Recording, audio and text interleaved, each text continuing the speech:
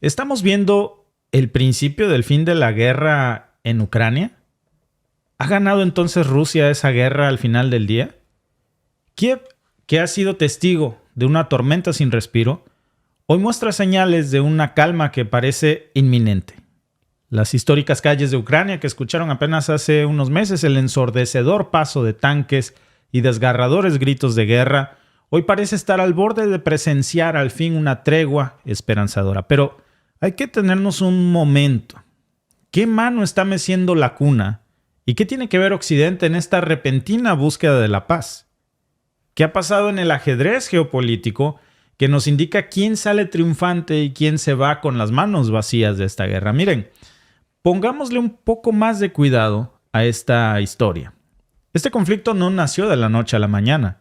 Las chispas de este incendio comenzaron a encenderse hace bastante tiempo. Ucrania y Rusia, dos naciones entrelazadas por una rica historia geopolítica, terminaron en lados completamente opuestos de una batalla, no solo por tierra, sino también por ideales. El resonar de la Guerra Fría y luego sigue vibrando en la historia gran parte de esos resentimientos y la cereza del pastel, la discordia entre ambos, por supuesto, Occidente. De dos naciones que podrían haber sido aliadas en el curso natural de la historia, vecinos que terminaron como fieros adversarios y en medio, como un juez imparcial pero a la vez manipulador y acusado por muchos, defendido por otros, repito, los intereses de un tercero. Y aquí llegamos a la noticia que sorprendentemente ha logrado esquivar a muchos de los principales medios de comunicación. No es cualquier noticia, yo creo que es una de las más importantes que debería de estar dándole cobertura al mundo, por alguna razón no, y es esta. Ucrania recibe en una reunión en Malta el apoyo de más de 60 países para negociar la paz a partir de sus condiciones. Malta es un lugar lejano para muchos, pero es crucial en este juego geopolítico. Fue, fíjense, el escenario donde líderes de todas las partes del mundo se reunieron. ¿Y saben por qué la fecha es tan emblemática? Específicamente porque guarda un significado para Ucrania. No es solamente otro día marcado con rojo en el calendario. Fíjense que es el día en el que se conmemora la expulsión de los nazis de Ucrania. Que se recuerda valiente y determinada cuando Ucrania era en ese momento parte de la URSS, que se alzó contra las sombras del Tercer Reich. Y la elección de este día, amigos, para una cumbre de paz no es un hecho aleatorio, es un símbolo que han escogido. Es quizás una señal para las potencias occidentales que han respaldado a Ucrania para intentar mandar un mensaje que se distraiga con el emblema de la fecha, pero que en el fondo dice algo más. Un respiro para buscar la paz en Ucrania. Pero la pregunta del millón, amigos, es: ¿qué se discutió en Malta? ¿Estamos ante el inicio de un nuevo capítulo para Ucrania o es solo una pausa antes de que la tormenta vuelva a azotarlos? ¿Y qué papel juegan las potencias mundiales en este complejo rompecabezas? No hay que quedarse solamente con lo superficial. Hay que indagar un poquito más, amigos, porque esta historia, como muchas otras, tiene varias capas de complejidad que hay que descubrir. Miren, si recordamos las pasadas cumbres de Jeddah, de Copenhague, lugares que fueron testigos de los intentos de construir puentes de paz para Ucrania, veíamos un discurso muy diferente. Hasta hace poco yo les comentaba a ustedes, les compartí aquí un clip de Antony Blinken, en donde literalmente él decía: Estados Unidos no va a apoyar por ningún momento, en este preciso instante, conversaciones de paz para Ucrania, porque no es el momento de hablar de paz hasta que Ucrania se fortalezca. Y mágicamente ese discurso cambia. Y si nos detenemos un momento, amigos, hay que preguntarnos: ¿qué hizo que Malta se destacara entre otros lados? ¿Qué ingredientes han estado cambiando en esa receta geopolítica que los hicieron mirar a Malta para intentar que ahí con 60 países se pidiera o se le exigiera a Ucrania que entablara conversaciones de paz?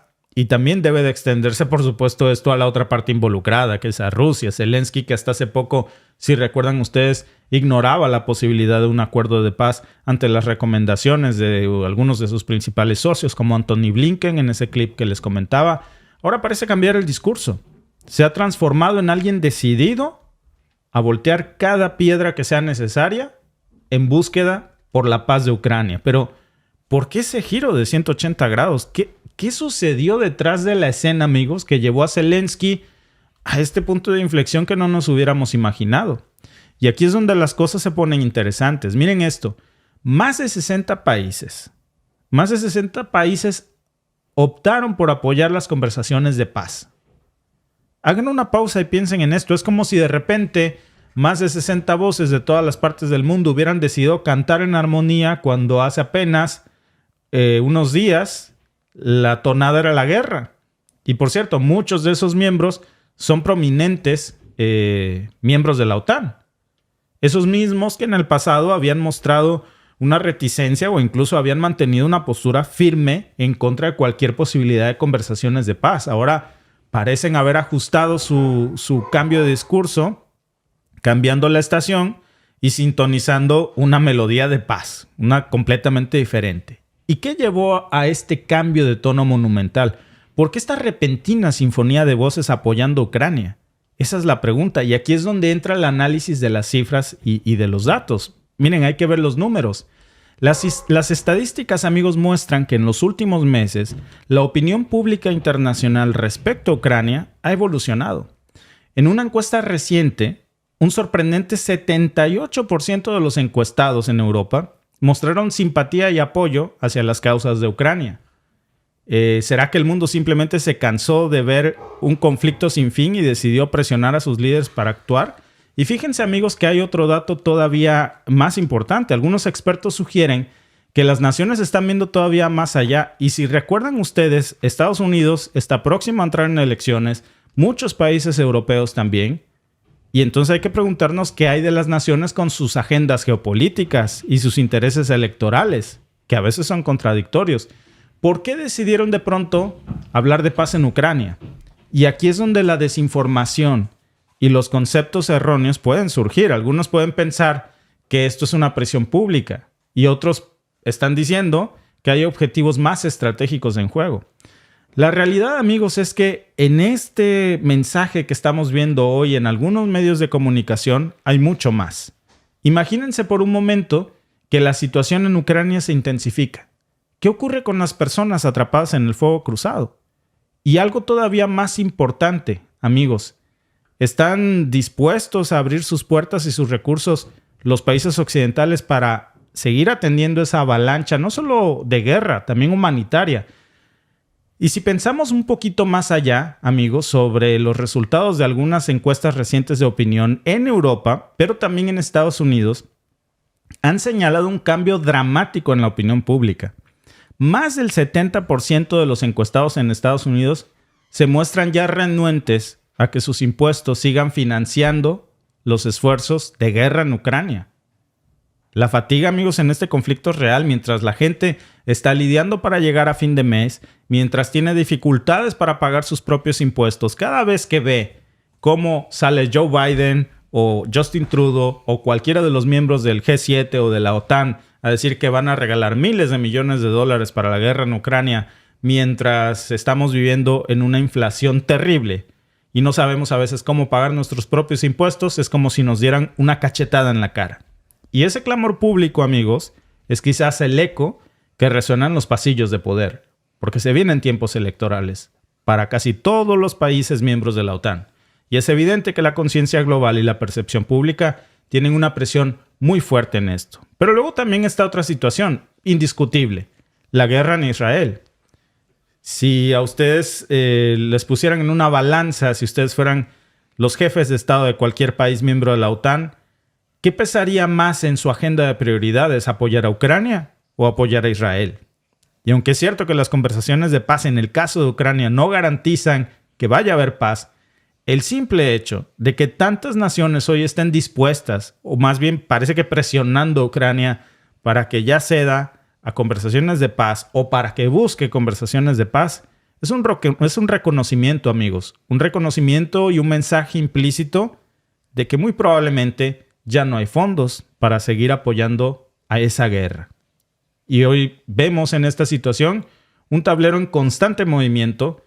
En menos de un mes las cosas cambiaron. Las piezas cambian, las estrategias evolucionan y los objetivos permanecen. Influencia, poder, seguridad. A medida que Ucrania se convierte en un punto clave para las conversaciones de paz, otra región del mundo vuelve a encenderse con conflictos. Una nueva guerra de moda. Israel y Hamás. Entonces, amigos, la pregunta del millón es si esos eventos están interconectados. ¿Cómo pensar que no? Lo que nos parece evidente es lo que muchos analistas decían apenas hace unas semanas. Con el estallamiento de la guerra en Ucrania, de la guerra en Israel, poco a poco veríamos el debilitamiento de los esfuerzos económicos para ayudar a esa guerra proxy en Ucrania, Alba, básicamente.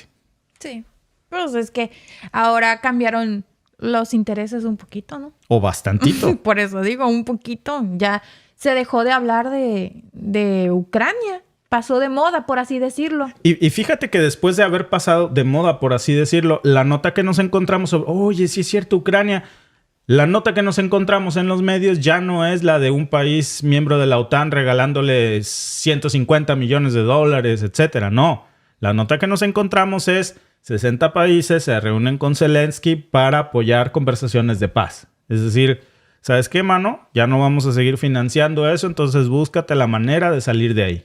¿Te acuerdas que decían que si Estados Unidos dejaba de financiar a Ucrania, la guerra se acababa en una semana? Lo había dicho incluso Trump, que si él ganaba se olvidaran de eso. Y lo habían dicho, que si Estados Unidos dejaba de financiar a Ucrania, la guerra se acababa en menos de una semana.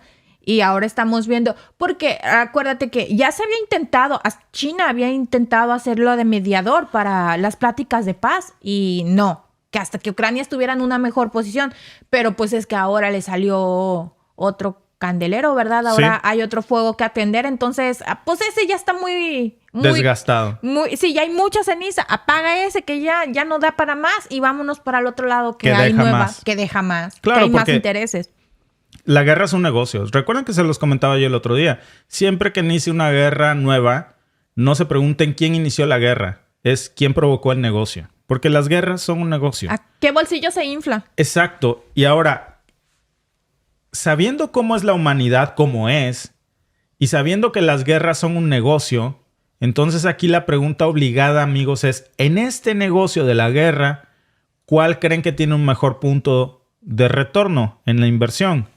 ¿Apoyar con dinero a fondo perdido a Ucrania o a Israel? Tan sencillo como eso. ¿Cuál te va a generar un mejor retorno en tu inversión por cada dólar? Mira, les voy a decir un ejemplo X, que no es real, pues, pero se los voy a poner en este ejemplo de números. Por cada dólar que tú le des a Israel como apoyo para la guerra, te va a regresar 10. Por cada dólar que le des a Ucrania, te va a quedar a deber el dólar. Te va a quedar a deber 10. Claro, pues por supuesto. A ver, sí. Israel es un país que sabe hacer negocios, que sabe hacer tecnología. A ver, se pueden decir muchas cosas de Israel, menos que sean pobres. No. Saben hacer negocios, saben hacer dinero. Y si tú les das un dólar, van a saber cómo volverlo 10. No tienen fama de corruptos. En cambio, Ucrania tiene fama de estar con unos niveles de corrupción. Que debe haber corrupción como en todas partes del mundo, claro, ¿no? Y que miren, no nos vamos a venir a hacer aquí los samaritanos, claro, ¿verdad? Y a señalar la paja en el ojo ajeno cuando en México tenemos una bigota por la corrupción. Y aquí también en Canadá, ¿no? Y aquí también, ¿no? O sea, también. Pero hay de casos a casos. Hay de casos a casos. Acuérdense el de Defensa que se robó bastante dinerito para comprarle a su mamita una mansión en España, un Mercedes-Benz, con el dinero de las contribuciones de los estadounidenses. Y de la de nosotros puede que también. Fíjate, ya había varios mensajes. O sea, incluso antes de que iniciara esto de Israel, ya había varios mensajes de muchos miembros de la OTAN que decía, sabes que ya me traes hasta aquí, maestro, hasta aquí. ¿Te acuerdas de este país europeo que le contestó a Zelensky, yo no soy Amazon? ¿Polonia? No, ahorita se los voy a buscar. Que le contestó, yo no soy Amazon porque Polonia... Ucrania se peleó con Polonia también por otra cosa. Y le dijo que Polonia estaba apoyando a Rusia y Polonia se enojó. Y le dijo, sí estoy apoyando a Rusia, pues ¿sabes qué? Ahora no hay armas para Ucrania. Y luego todavía Ucrania demandó a Polonia encima de que les estaba dando dinero y armas por el acuerdo de granos. Y entonces todavía se fue a la ONU a echarle pleito y Polonia dijo, pues si esas vamos, maestro, olvídate, ya no hay dinero. Y entonces el otro le bajó y dijo, no era en serio, discúlpame, me enojé, que estaba presionado. El estrés de la guerra. El estrés de ver que necesito otro millón para Cartier. Claro, sí. Sí, Entonces sí. ya había muchos mensajes implícitos de muchos países miembros de la OTAN que estábamos viendo a Polonia, estábamos viendo a Lituania. Biden, obviamente, si por él fuera, nunca dejaría de fondear esa guerra. Pero el techo de deuda, el problema en el Congreso estadounidense, luego el estallido de la guerra en Israel, ¿de dónde?